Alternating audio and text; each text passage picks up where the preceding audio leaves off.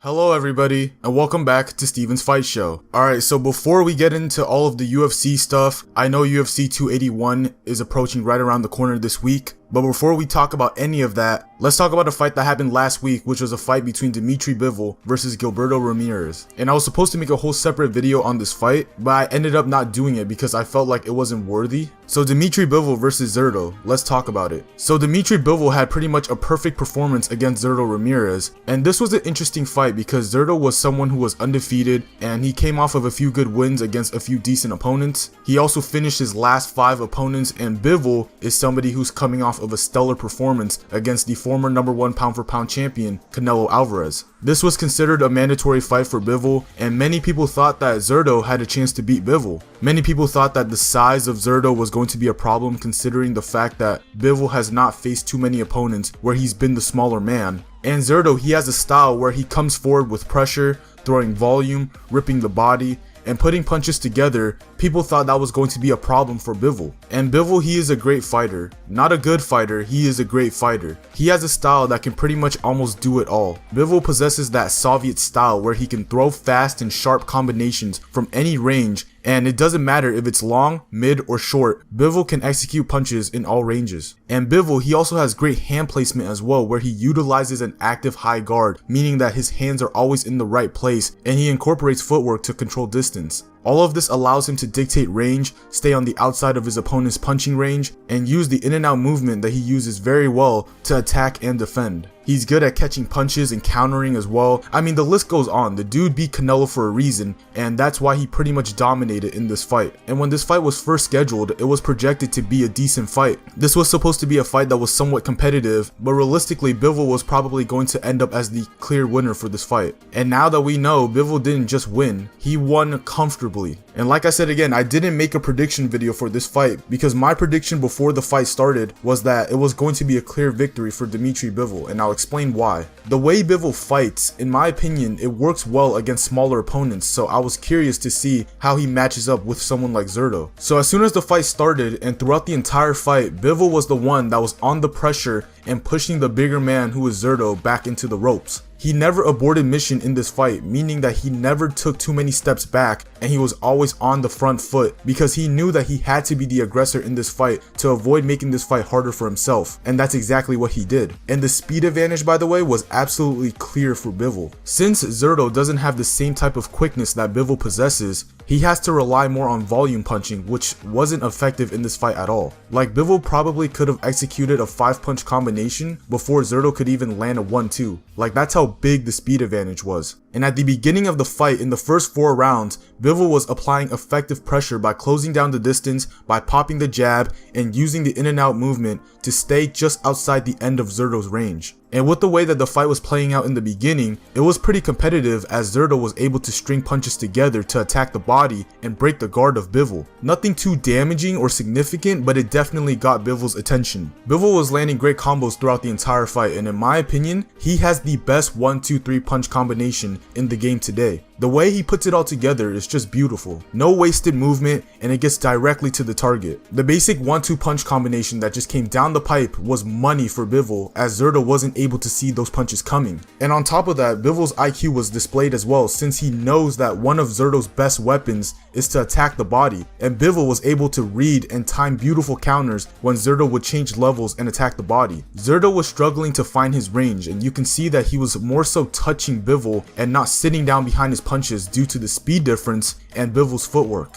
Because Zurdo is so much slower than Bivol, he can't afford his punches to travel any slower. And credit to Bivol, he's able to just slide out of range, and when Zurdo makes mistakes, Bivol will immediately capitalize. So as we head into the middle of the fight, this is where Bivol completely takes the fight away from Zurdo. As the fight went on, Zurdo started to have trouble dealing with everything that Bivol was bringing. Zurdo was the bigger man in the ring. He had a few inches on Bivol. He also had a longer reach than Bivol, but he kept getting backed up by Bivol into the ropes, and when Bivol saw his opportunity to attack off the ropes, that's where he was most dangerous. And we saw this against Canelo, where he's just throwing straight shots and combinations with such speed, and precision, and Zurdo was pretty much on the other side of it the entire fight. Bivol, he's a fighter that has great fundamentals where he's able to land basic combinations like a 1-2 or a 1-2-3 or a 3-2, and it shows that he has a great base as a boxer. He was baiting Zurdo into making mistakes like misjudging the distance, and in return, if you notice, Bivol would counter off of a missed left hand from Zurdo. And again, Bivol did a great job of being defensively aware when he did open up, like stepping back out of range after finishing his offense, or raising the guard and catching punches off of the gloves. And as we head towards the end of the fight, nothing really changes, or if anything at all. Bivol continues to be the one to control the fight, and eventually he kept building on the momentum towards the final bell. He was countering Zurdo at a high clip, and he was continuing to land shots at will, and Zurdo was not able to adjust at all. And when Bivol is patient and he's waiting for his opportunity, when he lands one clean shot, he's going to build off of it. The volume that he follows up with after a clean shot is always something that's hard to deal with, and it was certainly hard for Zurdo to deal with as well. I don't know if anybody else sees this, but in a way, I think Bivol and Nate Diaz has a bit in common in terms of volume. When they land one, they continue to build off of it, and it overwhelms their opponent. And ultimately, Zurdo just lost to somebody who was levels above him all around. So yeah, overall, a great performance by Bivol. He didn't take a lot of damage and displayed brilliant boxing technique, speed, distance management, pressure, combination punching, and defense. Zurdo was just outmatched from the very beginning, and I felt like he should have used the jab more to keep Bivol at his range and not allow him to get on the inside. This will open up space for him to attack the body and change up his attacks. I also felt like he should have used more feints to keep Bivol guessing, and he should have stuck to what was working, which was following up after the right uppercut. The lead uppercut was one of the few things that Zurdo had success with, and he didn't stick to it. Since he was able to lead with the left and break Bivol's guard with the uppercut, it would have been nice to see him just follow up with a body shot or a hook after that. But then again, realistically, there wasn't a whole lot that he could do. Bivol was simply just the better fighter. So now that Bivol has defeated Zurdo, there are talks about him potentially either looking for an undisputed title shot or a rematch with Canelo. And Bivol has stated that becoming undisputed is more important to him than rematching Canelo, and rightfully so, it's the right decision for him. I want to make something clear, and it's that Bivol doesn't need this rematch with Canelo. Canelo is the one that needs this rematch with Bivol. Canelo has said before this fight with Triple G that if Zurdo was to beat Bivol, then he wouldn't rematch him, but in reality, we all know that's cap. Canelo is the one that lost, and he's always talked about if he had the chance to rematch Floyd to redeem his only loss, then he would do it. So why wouldn't he rematch Bivol when he has the chance? Bivol can continue his career at 175, and if he becomes undisputed, he won't ever need the Canelo fight despite it being the money fight for him. However, the more exciting fight that we should potentially look forward to, and I'm saying potentially because we know how it is when it comes to top fighters fighting each other, but Bivol versus Beterbiev, this is a really good fight considering the matchup,